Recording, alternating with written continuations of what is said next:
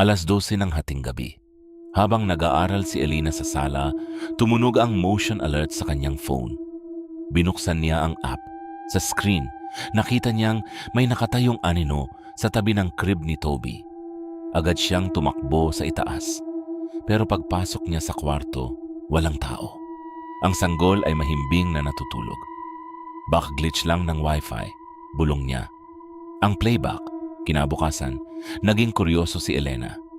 Binuksan niya ang history logs ng camera.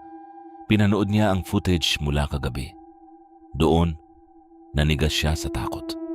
Sa video, hindi lang basta anino ang nakita niya. Isang babaeng nakasuot ng uniforme ng yaya, katulad ng suot niya, ang nakatayo sa tabi ng crib. Ang nakakapangilabot, ang babae sa video ay nakaharap sa kamera at kumakaway, habang dahan-dahang hinahaplos ang pisngi ng sanggol. Ang hindi maipaliwanag gabi-gabi, lumalala ang mga pangyayari.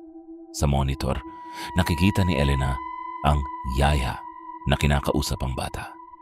Pero kapag pumasok siya sa kwarto, tanging iyak lang ni Toby ang naririnig niya sa gitna ng kawalan. Isang gabi, nakatanggap siya ng tawag mula sa amo niya.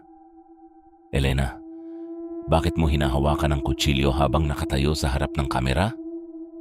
Tanong ng nanay ni Toby na nanonood din pala sa app mula sa abroad.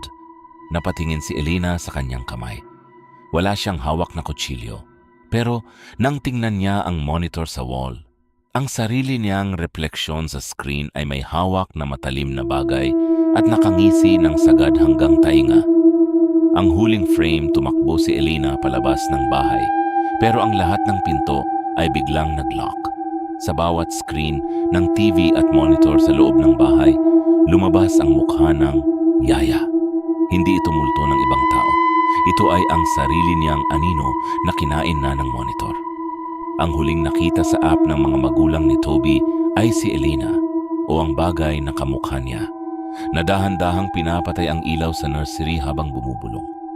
Ako na ang mag-aalaga sa kanya habang buhay.